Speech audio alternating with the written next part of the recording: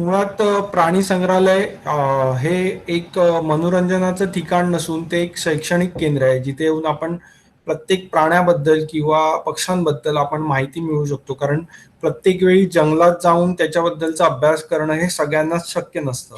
तर अशा वेळी आपण या प्राण्यांची आणि पक्ष्यांची माहिती मिळवण्यासाठी प्राणी संग्रहालय हे एक उत्तम जागा आहे, जिथे येऊन तुम्ही वेगवेगळ्या प्राण्यांबद्दल किंवा पक्ष्यांबद्दल माहिती मिळवू शकता.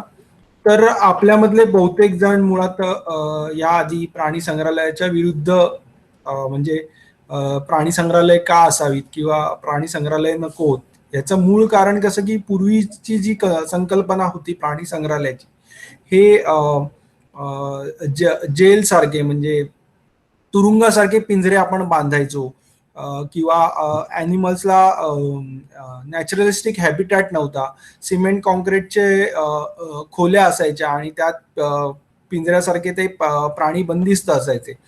परंतु आता ह्या संपूर्ण संकल्पना बदलल्या आहेत आणि प्राणी संग्रहालयाचे मूळ उद्देश वेगवेगळे आहेत, की प्राण्यांचं संरक्षण, संवर्धन करणं आणि त्यांच्याबद्दल मुलांना वेगवेगळ्या प्रकारची माहिती उपलब्ध करून देणं. तर हे मूळ उद्दिष्ट असल्यामुळे आता ती हळूहळू संकल्पना अ, बदलत चालली आहे. तर जगभरातले प्राणी संग्रहालय कसे विकसित झाले, तर जसं की चांगल्या चांगल्या संकल्पना आपण स्वीकारल्या. जसं तुम्ही आत्ता याआधी सरांनी ज्या सगळ्या स्लाइड्समध्ये दाखवलं, की कशा प्रकारे मुंबईचं प्राणी संग्रहालय म्हणजेच वीर माता जिजाबाई भोसले उद्यान आणि प्राणी संग्रहालय म्हणजेच आपली सगळ्यांची राणीची बाग, ही कशा प्रकारे आपण डेव्हलप केलेली आहे, जिथे आपण नवीन संकल्पना स्वीकारल्यात. ग्लास विविंग सारखे कॉन्सेप्ट आपण स्वीकारले आहेत. त्याच्यानंतर नॅचरल लँडस्केपिंग केलंय, म्हणजे नैसर्गिक अधिवास त्यांचा जसा जो जंगलात असतो त्याच प्रकारचा अधिवास आपण इथे तयार केला आहे, जेणेकरून त्या त्या प्राण्यांना अशा जागेत कुठल्याही प्रकारचं ते प्राणी बोर होणार नाहीत किंवा त्यांच्या मानसिकतेवर परिणाम होणार नाही याची पूर्णपणे काळजी घेतली जाते. तर तुम्ही बघू शकता की इकडे वेगवेगळ्या प्राणी संग्रहालयाची उदाहरणं आहेत, जसं की हे मुंबईचं प्राणी संग्रहालय आणि ही ॲक्वॅटिक बर्ड एव्हेरी आहे. त्यानंतर हे दुसरं एक प्राणी संग्रहालय आहे, ज्याच्यात की प्राण्यांसाठी अधिकाधिक जागा म्हणजे प्रत्येक प्राण्याला जेवढी जंगलात जागा लागते तेवढीच जागा आपण त्या प्राणी संग्रहालयात सुद्धा उपलब्ध करून दिली आणि त्याच प्रकारे नैसर्गिक निवासस्थान म्हणजे नॅचरलिस्टिक हॅबिटॅट याची सुद्धा आपण नक्कल केली आहे. म्हणजे ज्या भागात ज्या प्रदेशात हे प्राणी आढळतात त्याच प्रकारची प्रतिकृती आपण इथे साकारली. जसं तुम्ही बघितलं की टायगर एक्झिबिट मध्ये जसं की वाघांना बांबूच्या मागे केमोफ्लेज करायला किंवा दडून राहायला खूप आवडतं. त्याच्यानंतर त्यांना वेगवेगळ्या गवताळ वनस्पती आवडतात, जसं की गवती चहा असेल किंवा पुदिना सारख्या वनस्पती आहेत. अशा वनस्पतीची आपण लागवड त्या एक्झिबिट्स मध्ये केलेली आहे, जेणेकरून त्यांना संपूर्णपणे नैसर्गिक अधिवास आपण उपलब्ध करून दिलेला आहे. त्याच्यानंतर हे तुम्ही डझलास प्राणी संग्रहालय बघताय, ते एकाच एक्झिबिटमध्ये दोन वेगवेगळे प्राणी जे शाकाहारी प्राणी आहेत ते आपण ते एकाच एक्झिबिटमध्ये अशाही वेगवेगळ्या संकल्पना जगभरात वेगवेगळ्या ठिकाणी राबवल्या गेल्या आहेत आणि त्याचाच आपण वापर करून मुंबईचं प्राणी संग्रहालय सुद्धा या आंतरराष्ट्रीय दर्जाचं बनवण्याच्या दृष्टीने आपण वाटचाल करत आहोत.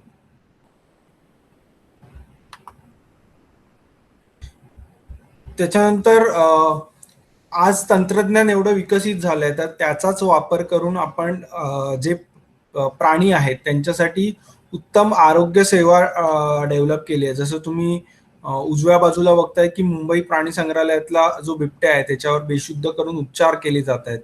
तर जसं की पूर्वी जर प्राण्यावर उपचार करायचे असतील तर त्याला ट्रॅप करून हॉस्पिटलमध्ये न्यावं लागायचं आणि मग तिथे उपचार केले जायचे. पण आता तंत्रज्ञान एवढं विकसित झालंय की पोर्टेबल मशीन्स आले आहेत, पोर्टेबल उपकरणं आली आहेत, ज्याचा वापर करून आपण ॲनिमल एक्झिबिट जिथे आहे त्याच एरियामध्ये, जसं तुम्ही मगाशी पाहिलात ज्या क्रॉल एरियामध्ये ट्रॅप केजेस होते, तिथे त्या प्राण्याला ट्रॅप करून तिथल्या तिथे आपण उपचार करू शकतो. जसं की तुम्ही डाव्या बाजूच्या चित्रात बघतात की न्यूयॉर्क मधील एका प्राणी संग्रहालयात हत्तीचा रेडिओग्राफ घेत आहे. तर हे सगळ्या तंत्रज्ञानाचा आपण जेवढा चांगल्या पद्धतीने वापर करू तेवढ्याच म्हणजे उपचार करणं सोपं होऊन जातं आणि आपला वेळ वाचतो आणि प्राण्यांवर जो त्याचा परिणाम होणार आहे तो आपण कमी करू शकतो. जसं तुम्ही इकडे बघताय डाव्या बाजूला की आपल्या मुंबईच्या प्राणी संग्रहालयातल्या पेंग्विन पक्षी आहेत त्यांना डॉक्टर औषधं कशी देत आहेत, किंवा सिन्सिनाटी झू मधलं जो नवीन नुकताच जन्मलेला हिप्पो आहे त्याची काळजी कशी घेतली जाते. तरी नवीन विकसित तंत्रज्ञानामुळे ह्या सगळ्या गोष्टी सोप्या झाल्या ज्या ह्या पूर्वी करणं खूप कठीण होत जात होतं. त्यामुळे प्राण्यांवर एक वेगळ्या प्रकारचा परिणाम होत होता, त्यांच्या मानसिकतेवर किंवा शारीरिक क्षमतेवर परिणाम होत होता, जो की ह्या काळात आता कमी होत आहे. त्याच्यानंतर प्राणी संग्रहालय महत्वाचं जे काम करतो ते ॲनिमल एक्सचेंज प्रोग्राम ज्याला म्हणतो, ज्याच्यात कारण की कसं असतं की तेच तेच प्राणी जर प्राणी संग्रहालयात ब्रीड होत राहिले तर एक आयसोलेटेड जीन पूल तयार होतो. तर ती जीन्सचं एक्सचेंज करण्यासाठी किंवा नवीन प्राणी आणण्यासाठी आपण वेगवेगळ्या प्राणी संग्रहालयाबरोबरच अदलाबदलीचे कार्यक्रम आयोजित करतो. त्याचप्रमाणे वेगवेगळ्या प्राण्यांवर केलं जाणारं संशोधन असेल, म्हणजे त्याची ॲनिमल बिहेवियर ॲक्टिव्हिटी असेल किंवा त्याचं ब्रीडिंग बायोलॉजी, या सगळ्या गोष्टी ज्या जंगलात जाऊन करणं कठीण असतं ते आपण या प्राणी संग्रहालयातल्या कॅप्टिव्ह कंडिशनमध्ये आपल्याला करणं सोपं जातं. त्यामुळे माहिती जास्तीत जास्त लोकांपर्यंत आपण पसरवू शकतो प्राणी संग्रहालयाच्या माध्यमातून.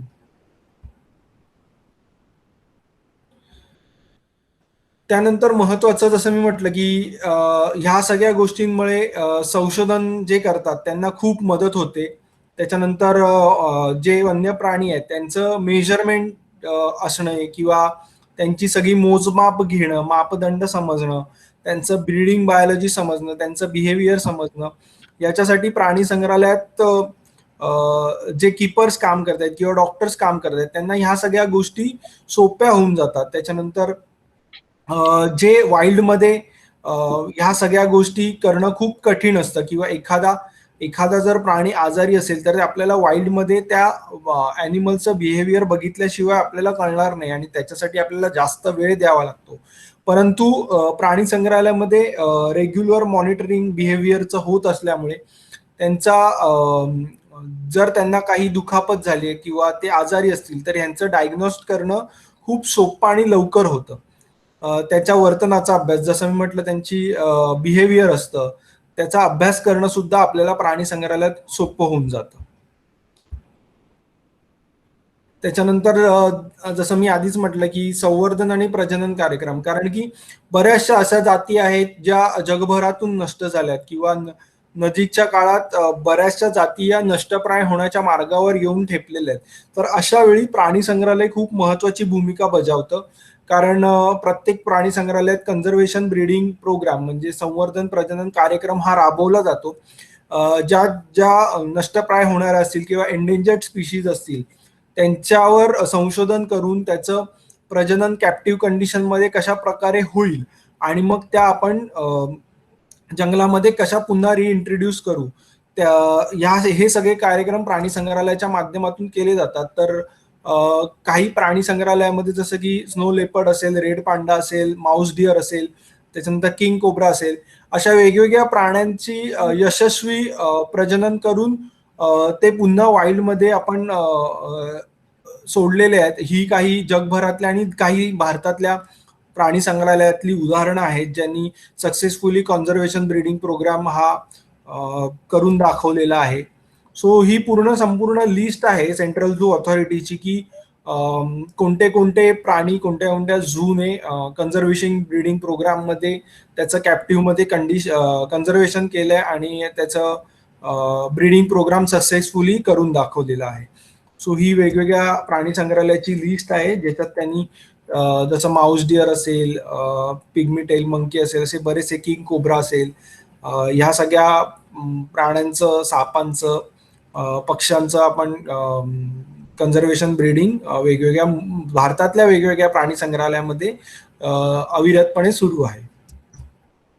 त्याच्यानंतर दुसरं महत्वाचं जे काम प्राणी संग्रहालय करतं की लोकांमध्ये जनजागृती निर्माण करणं आणि त्याच्यासाठी वेगवेगळे शैक्षणिक कार्यक्रम राबवणं, जसं की पथनाट्य असेल किंवा वेगवेगळ्या, जसं आपण म्हणतो की प्रत्येक महिन्यात आपण वेगवेगळ्या प्राण्यांचे दिवस साजरे करतो, पण त्याच्या मागचा मूळ उद्देशच हा असतो की लोकांमध्ये त्या प्राण्याबद्दल, त्या प्राण्याच्या सध्याच्या स्थितीबद्दल लोकांमध्ये जनजागृती निर्माण करणं. आणि त्याच धर्तीवर आपण सुद्धा द मुंबई झू नावाने सगळ्या समाज माध्यमांवर, म्हणजे सोशल मीडिया चॅनल्सवर आपण आता आलेलो आहोत द मुंबई झू नावाने. जसं फेसबुक असेल, ट्विटर असेल, इंस्टाग्राम असेल, युट्यूब असेल, आणि त्या माध्यमातून आपण लोकांना व्हर्च्युअली या सगळ्या गोष्टी किंवा वेगवेगळी तज्ज्ञ मंडळींची व्याख्यानं घेऊन असेल किंवा ऑनलाईन काही ऍक्टिव्हिटीज असतील, ज्या प्राणी संग्रहालयात रेग्युलरी ज्या प्राण्यांच्या आम्ही ऍक्टिव्हिटीज करतो त्या व्हर्च्युअली दाखवण्याच्या माध्यमातून आपण लोकांमध्ये जनजागृती आणि लोकांमध्ये एक माहिती पोहोचवण्याचा प्रयत्न करतोय सोशल मीडियाच्या माध्यमातून. आणि एक व्यक्ती म्हणून आपण काय करू शकतो, तर सर्वात पहिलं म्हणजे प्राणी संग्रहालयाकडे जो बघण्याचा तुमचा दृष्टिकोन आहे तो पहिल्यापणे बदलला पाहिजे. कारण की प्राणी संग्रहालय का महत्वाची आहेत, कारण उद्या जर अशा प्रकारे जर एक एक स्पीशीज जर नष्टप्राय होत चालल्या, तर आपली येणारी पिढी ही त्यांना फक्त गुगलवर किंवा फोटोमध्येच बघू शकते. तर त्यासाठी आणि त्यांचं संवर्धन होण्यासाठी प्राणी संग्रहालय खूप महत्वाचा एक दुवा आहे. तर त्याच्याकडे बघण्याचा दृष्टिकोन जर तुम्ही बदललात, तर तुम्ही येऊन इथे अजून 4 गोष्टी शिकू शकता. त्याचप्रमाणे लोकांमध्ये जनजागृती होते ह्या सगळ्या वेगवेगळ्या ऍक्टिव्हिटीजच्या मागनं. आणि तुम्ही स्वयंसेवक म्हणून आमच्याबरोबर येऊन वेगवेगळ्या काम करू शकता, जसं की ॲनिमलसाठी एनरिचमेंट ऍक्टिव्हिटी करणं असेल. जसं तुम्ही इथे बघताय की लहान मुलांसाठी आपण वेगवेगळ्या ऍक्टिव्हिटीज घेतो, कार्यशाळा घेतो. त्याचप्रमाणे कॉलेजची मुलं येऊन इथे निसर्ग भ्रमंती करतात किंवा इकडे नेचर ट्रेल्स घेतात. तर अशा अशा सगळ्या काही गोष्टी आहेत, तुम्ही ॲज अ व्हॉलेंटियर येऊन इथे काम करू शकता. आणि आज मुंबईचं प्राणी संग्रहालय म्हणजेच जसं प्रत्येक लहान मुलाला थोडंसं उमजायला लागलं किंवा कळायला लागलं की त्याचे आई वडील त्याला पहिल्यांदा कुठे घेऊन येतात, तर राणीच्या बागेत. आणि आज आपली ही राणीची बाग, जशी आपण शाळेत एक कविता शिकलोय, स्वप्नात पाहिली राणीची बाग, तर तीच स्वप्नातली राणीची बाग एक आंतरराष्ट्रीय दर्जाचं प्राणी संग्रहालयाच्या दिशेने वाटचाल करीत आहे. आणि आज या पर्यावरण दक्षता मंचच्या माध्यमातून आम्हाला मुंबईच्या प्राणी संग्रहालयाने संधी दिली की कशा प्रकारे मुंबईचं प्राणी संग्रहालय हे एक नवीन काट टाकतंय आणि एक आंतरराष्ट्रीय दर्जाच्या दिशेने वाटचाल करते. तर हा सगळा प्रवास असाच अविरतपणे चालू राहणार आहे. सध्या करोना काळामुळे प्राणी संग्रहालय सर्व पर्यटकांसाठी बंद आहे, परंतु आम्ही आमच्या समाज माध्यमांच्या चॅनल्समधनं, जसं की द मुंबई झू या नावाने सोशल मीडिया चॅनल्स आमचे आहेत, इंस्टाग्राम, फेसबुक, ट्विटर आणि युट्यूबवर. तिथे आम्ही बऱ्याचशा ऍक्टिव्हिटीज करत असतो. तिथे तुम्ही नक्की भेट द्या.